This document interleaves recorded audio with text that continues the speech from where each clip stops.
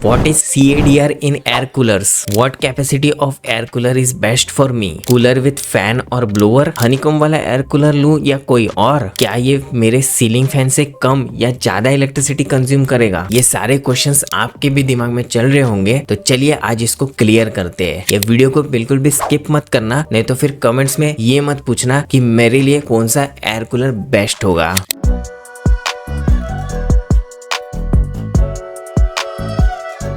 इस साल गर्मी से परेशान हो और आइसक्रीम या बर्फ की तरह बैठे बैठे ही पिघल रहे हो, and if you are planning to buy a personal air cooler, then here are 6 most important points to remember before buying the air cooler. But video शुरू करने से पहले आपको बता दूं, अगर आप एक हॉट एंड ड्राई रीजन्स में रह रहे हो, then only consider buying air coolers, क्योंकि ह्यूमिड रीजन्स में एयर कूलर्स की जगह एयर कंडीशन काफी इफेक्टिव होते हैं। प्लस एयर कूलर्स ह्यूमिडिटी भी प्रोड्यूस करते हैं, specially when the room is not well ventilated. तो अगर humid regions and not well ventilated rooms में आप एयर कूलर्स को यूज करेंगे तो आपके रूम का ह्यूमिडिटी और बढ़ जाएगा। तो इस टाइप की सिचुएशंस में एयर कूलर्स को बिल्कुल भी यूज मत करना। Plus most of this personal air coolers should be use for smaller space for around 200 square feet with 2 to 3 persons। But अगर आप बड़ा घर, ज्यादा high degrees of temperature and outdoor use के लिए एयर कूलर्स को बाय करना चाहते हो, then you should always consider buying a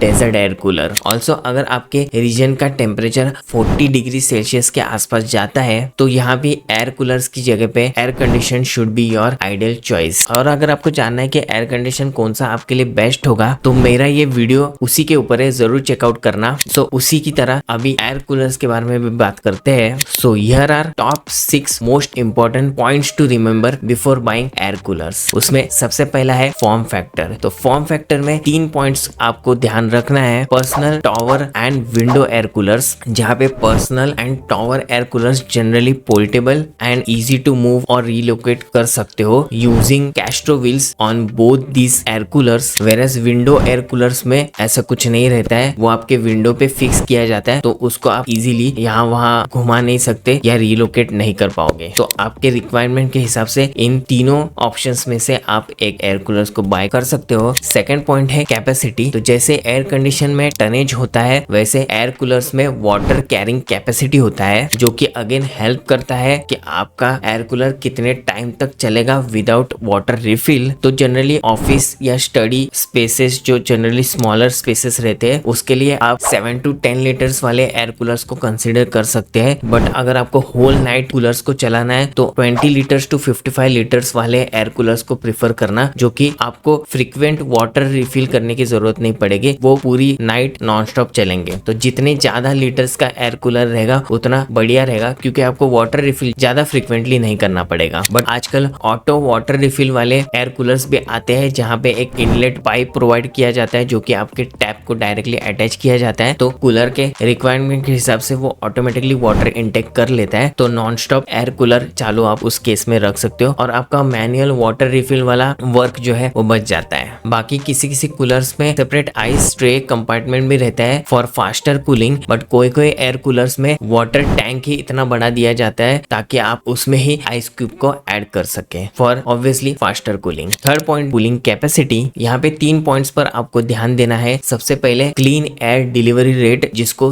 CADR भी बोलते हैं। सेकंड, फैन या ब्लोअर वाला air cooler. Third, swing mechanism. तो फर्स्ट पॉइंट की बात करें तो CADR वो है क्लीन एयर डिलीवरी रेट। अगर ज्यादा है तो फास्टर कूलिंग होगा, but it again depend on your room size and CADR rate. तो उसके लिए आप ये इमेज को रिफर कर सकते हो फॉर बेटर अंडरस्टैंडिंग। और रही बात फैन एंड ब्लोअर की, तो फैन में जनरली एयर पूरे रूम में स्प्रेड होगा, वेरएज ब्लोअर में अगर आपको सिर्फ डायरेक्शनल या स्पॉट एयर को फ्लो कराना है तो ब्लोअर यूज होगा। तो डिपेंडिंग ऑन योर रिक्वायरमेंट्स दोनों में से आप कोई भी सिलेक्ट कर सकते हो, बट जनरली अगर पूरे रूम में कूलिंग चाहिए तो फैन वाला ही एयर कूलर मोस्ट प्रिफरेबल है। बट ये चीज याद रखना कि ब्लोअर वाले एयर कूलर्स ज्यादा नॉइस करते हैं एज कम्पेयर टू फैन वाले air coolers. And third, swing mechanism. तो generally brands left, right and up down swing mechanism अपने एयर कूलर्स में देते हैं, बट कभी कभी किसी एक स्विंग मैकेनिज्म में ही मोटर लगाया हुआ रहता है, बाकी मैनुअल रहता है, या किसी में सिर्फ एक ही स्विंग पैटर्न अप या डाउन या लेफ्ट एंड राइट वाला रहता है। तो मेरे हिसाब से 4-वे स्विंग मैकेनिज्म जो एयर कूलर में है वही प्रिफर करना, ताकि आप एयर फ्लो को अलग अलग डायरेक्शन डायरेक्शंस में भेज सके और आपका रूम भी फास्टर कूल हो सके। तो अगर ये दोनों मैकेनिज्म में मोटर होगा तो एयर जो है इवनली सारे रूम में स्प्रेड होते रहेगा एंड फास्टर कूलिंग भी होगा। Fourth, maintenance and ease of operation. यहाँ पे आपको 2 पॉइंट्स पर ध्यान देना है जो कि कूलिंग पैड से रिलेटेड है। तो कूलर्स में जनरली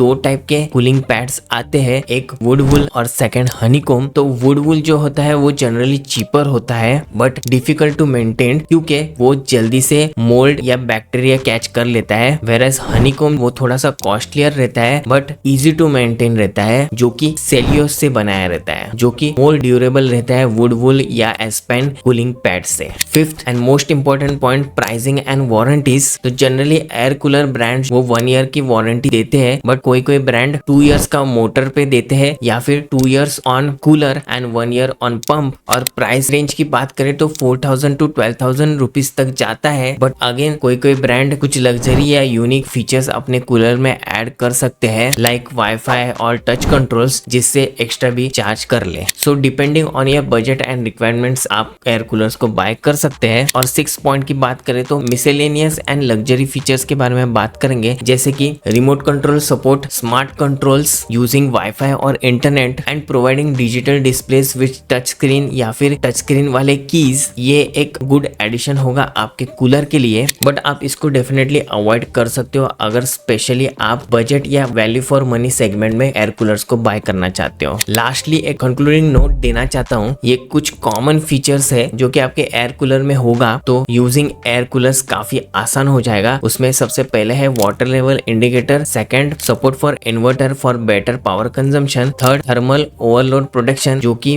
पावर फ्लक्चुएशन के टाइम हेल्प करेगा ताकि आपका एयर कूलर का कोई भी कंपोनेंट खराब ना हो बट आपके एरियाज में फ्रीक्वेंट पावर फ्लक्चुएशन ऑलरेडी हो रहे हैं तो एक गुड क्वालिटी स्टेबलाइजर लेना काफी वर्थ होगा। एंड लास्टली एटलीस्ट 3 स्पीड वाला एयर कूलर को बाय करना जो कि हेल्प करेगा आपके रूम में बेटर कूलिंग करने में। अच्छा, ये चीज मेरे को एडिट के टाइम याद आया, इलेक्ट्रिसिटी कंजम्पशन के बारे में बात नहीं किया है। तो ये सारे air coolers around similar to your ceiling fan electricity consume करेंगे but you can't compare this air coolers with BLDC ceiling fans जो कि काफी एनर्जी एफिशिएंट होते हैं। बट अभी एयर कूलर्स में भी कोई कोई ब्रांड्स BLDC मोटर्स के साथ आए हैं, वो भी similar to BLDC ceiling fans काफी एनर्जी एफिशिएंट होने वाले हैं। So that's it for this video. I hope after watching this video आप एक अच्छा डिसीजन बना पाएंगे टू बाय एयर कूलर। बाकी बेस्ट एयर कूलर जो कि अभी आप बाय कर सकते हो वो जानने के लिए आप मेरे ये व्हाट्सएप चैनल को फॉलो कर लेना, क्योंकि यहाँ पे मैं सिर्फ एयर कूलर्स या एयर कंडीशंस ही नहीं बट बहुत सारे और भी कैटेगरीज के बढ़िया बढ़िया डील्स डेली पोस्ट करते रहता हूँ। तो you never know, you might get a better deal here. So आज के लिए इतना ही। नए हो चैनल पे तो do follow and subscribe to get such awesome tech tips and tricks. एंड ये वीडियो को वो सारे लोगों के साथ शेयर कर देना जो भी करंटली एयर कूलर्स को बाय करने की सोच रहे हो, क्योंकि बाद में वही आपको थैंक्स बोलेंगे बिकॉज